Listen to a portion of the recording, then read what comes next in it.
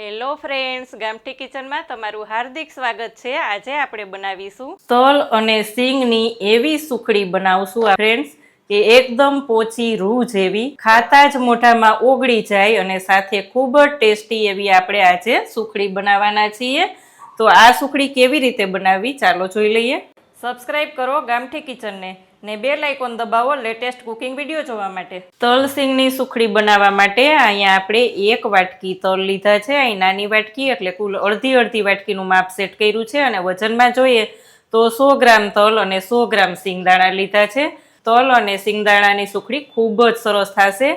એનાથી ડબલ 100 ગ્રામ એટલે કે 200 ગ્રામ ગોળ લેવાનો છે। કુલ આ બધું 200 ગ્રામ થાય એટલે તેટલો જ આપણે વજનમાં ગોળ લેવાનો છે। અહીંયા આપણે ગંઠોડા પાવડર, સૂંઠ પાવડર અને ઇલાયચી પાવડર લીધો છે, તેનાથી ફ્લેવર ખૂબ જ સરસ આવશે।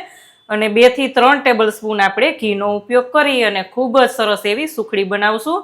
તો પહેલા સિંગદાણાને અને તલને શેકી લઈએ। સિંગદાણાને શેકવા માટે આપણે ગેસ ઓન કરીશું। એક પેન લઈ અને સિંગદાણાને આપણે એકદમ સ્લો ફ્લેમ ઉપર જ શેકી લેશું। પણ એની પહેલા ફ્રેન્ડ્સ આપણે શું કરવાનું છે કે ઘીથી ગ્રીસ કરેલી એક થાળી તૈયાર કરી લેવાની અને થાળી કાંઠાવાળી હોય તો ખૂબ જ સરસ પીસીસ પડશે, એટલે આપણે ઘીથી ગ્રીસ કરી લીધી છે એક પ્લેટને ને અહીંયા આપણે એકદમ સ્લો ફ્લેમ ઉપર જ દાણાને શેકી લઈએ। દાણાનો કલર પણ ચેન્જ ના થાય સિંગદાણાનો અને એકદમ સરસ ટેસ્ટ આવે એવી જ રીતના આપણે શેકવાના છે। વ્હાઈટ પણ આપણી સુખડી બનવી જોઈએ। જો વધારે પડતું આ બધું શેકી લઈએ તો આપણી સુખડી કડવી લાગે, એટલે આ વાતનું ખાસ ધ્યાન રાખવાનું। વચ્ચે વચ્ચે આપણે જોતું રહેવાનું કે આપણા સિંગદાણાની ફોતરી ઉતરે છે કે નહીં। જો ફોતરી ઉતરતા વાર લાગે તો હજી થોડીક વાર થવા દેવાનું અને એકદમ ફોતરી ઉતરવા માંડે તો થઈ ગયા એવું માની લેવાનું। અહીંયા આપણે થોડી જ વાર રાખી અને એક પ્લેટમાં સિંગદાણાને લઈ લઈએ। અહીંયા આપણા સિંગદાણા ઠંડા થશે એટલે બધી જ ફોતરી એકદમ સરસથી ઉતરી જશે। અહીંયા હું એક પ્લેટમાં લઈ લઈશ અને તલને પણ આપણે થોડા જ રોસ્ટ કરી લેશું। તે જ પેનમાં આપણે તલ લઈ લેશું, પણ તલ શેકતી વખતે ખાસ ધ્યાન રાખવાનું કે વધારે શેકાઈ ના જાય। એકદમ ખાલી રોસ્ટ જ કરવાના છે। બધા જ તલ ફૂલી જાય ત્યાં સુધી જ આપણે થવા દેવાના છે, એટલે ફ્લેમને તો સ્લો જ રાખવાની। અને ગમે તે વસ્તુ બનાવતા હોય ફ્રેન્ડ્સ, ખાસ વાત યાદ રાખવાની કે સ્લો ફ્લેમ ઉપર જે વસ્તુ થાય તે હાઈ ફ્લેમ ઉપર સારી થતી નથી। એટલે જો સ્લો ફ્લેમ ઉપર કરીએ તો વાર લાગે, પણ તે ગમે તે વસ્તુ હોય તેની મીઠાશ કાંઈક અલગ જ હોય। અહીંયા આપણે રોસ્ટ કરી લઈએ। તલ આપણા શેકાવા લાગ્યા છે, જોઈ શકાય છે ફ્રેન્ડ્સ। ત્યારે જ આપણે ફ્લેમને બંધ કરી અને ગરમ પેન હોય તેમાં જ ફેરવવાના છે, કારણ કે તલ તો બિલકુલ વધારે શેકાવા નહીં દેવાના, તો સુખડી આપણી એકદમ કડવી લાગશે, એટલે ખાસ ધ્યાન રાખવાનું। અહીંયા આપણે એમને જ ફ્લેમ બંધ કરી અને થોડીક વાર થવા દેશું। અહીંયા આપણે તલને પણ બીજા વાસણમાં કાઢી લઈએ અને સિંગદાણામાંથી ફોતરી અલગ કરી લઈએ। સિંગદાણામાંથી ફટાફટ ફોતરી અલગ કરવા માટે અહીંયા આપણે એક કિચન નેપકિન લઈ લીધું છે। કિચન નેપકિનમાં આપણે આ રીતે પોટલી વાળી અને સિંગદાણાને એકદમ સરસથી ઘસી લેવાના છે, જેથી કરીને એકદમ સરસ એવી આપણી ફોતરી ઉકળી જશે। આ જ રીતે એકદમ ઘસી લઈએ તો અહીંયા આપણે જોશું તો જોઈ શકાય છે ફ્રેન્ડ્સ કે આપણી ફોતરી એકદમ ઉતરી ગઈ છે। 90% બધી ફોતરી જ અલગ થઈ ગઈ છે। કોક હોય તેને પણ આ જ રીતે કરી લઈએ તો એકદમ સરસથી અલગ થઈ જાય। તેમાં જ આપણે તળવાનો જારો લઈ લેવાનો છે।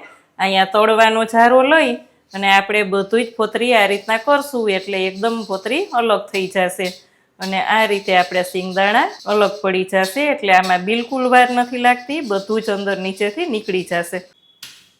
અહીંયા આપણે બધા સિંગદાણામાંથી ફોતરી કાઢી અને અલગ કરી લીધી છે। મિક્સર જાર લેશું। અહીંયા આપણે એક મિક્સર જાર લઈ અને પલ્સ મોડ ઉપર જ થોડા ક્રશ કરી લેવાના છે। એકદમ તેલ નીકળી જાય એટલું ક્રશ નહીં કરીએ। અહીંયા જોઈ શકાય છે ફ્રેન્ડ્સ કે આપણે થોડા જ કરેલા છે। આ જ રીતે આપણે તલ પણ કરી લેશું। તલને તો 1 થી 2 જ વખત ફેરવશું, કારણ કે તલ તો અમસ્તા નાના હોય છતાં બિલકુલ વાર નથી લાગતી। તલને પણ આપણે તે જ રીતે ક્રશ કરી લઈએ। તલને પણ આપણે કરી લીધા છે ને બધું તલ અને સિંગદાણા બધું મિક્સ કરી દેશું। એકદમ સરસથી બધું જ મિક્સ કરી દેશું। આમાં વચ્ચે કોક સિંગદાણા આ રીતે દેખાય તો હાથથી લઈ લેવાના, પણ વધારે પડતા સિંગદાણાને નહીં કરવાના, જેથી કરીને એમાંથી ઓઇલ છૂટું ન પડે અને તેનો ટેસ્ટ બદલાય નહીં, એટલે ખાસ ધ્યાન રાખવાનું. હવે આપણે પાયો લેવા માટે ઘી ગરમ થવા રાખી દઈએ. એક પેન લઈ અને તેમાં આપણે 2 ટેબલ સ્પૂન દેશી ઘી લેવાનું છે. ફ્લેમને એકદમ સ્લો રાખીશું અને તેમાં આપણે દેશી ગોળ લઈ લેવાનો છે. ચીકીનો કોઈ સ્પેશિયલ ગોળ મેં લીધો નથી, દેશી ગોળ જે રૂટીન હોય તે જ ગોળનો ઉપયોગ કરેલો છે. ગોળને ગરમ કરી લેશું, પણ ફ્લેમને એકદમ સ્લો રાખીશું. ગોળ આપણો બધો જ ઓગળી ગયો છે, જોઈ શકાય છે ફ્રેન્ડ્સ. થોડીક વાર રાખીશું એટલે તેમાં બબલ આવવા લાગશે. આ સુખડી બનાવવા માટે ગોળનો કોઈ પાયો લેવાની જરૂર નથી. ગોળ બધોય મેલ્ટ થઈ જાય અને બબલ્સ આવવા માંડે એટલે સમજી લેવાનું કે આપણી સુખડી માટેનો ગોળ રેડી છે.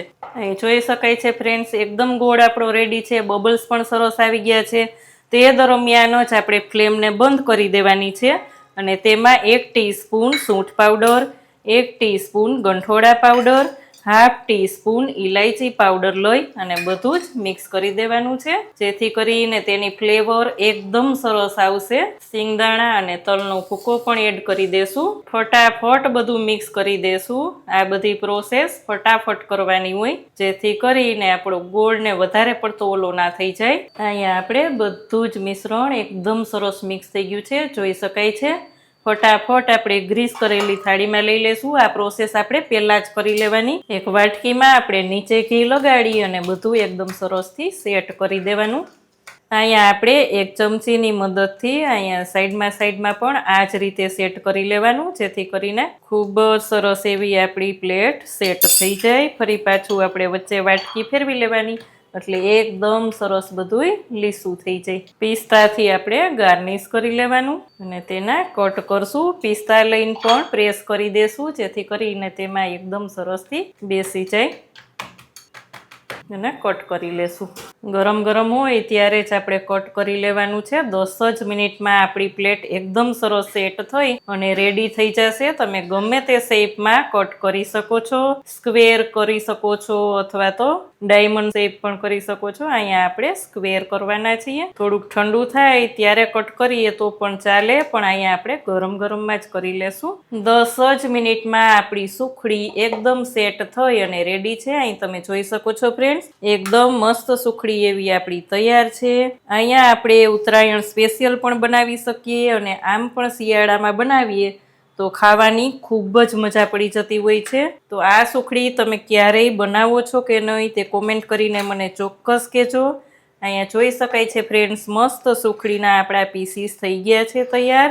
અને એરટાઇટ કન્ટેનરમાં ભરી અને 1 મહિના સુધી તમે સ્ટોર કરી શકો છો. તો ફ્રેન્ડ્સ, તૈયાર છે આપણી મસ્ત એવી સુખડી. આ સુખડી અથવા તો ચીકી, આને ગમે તે તમે કહી શકો છો.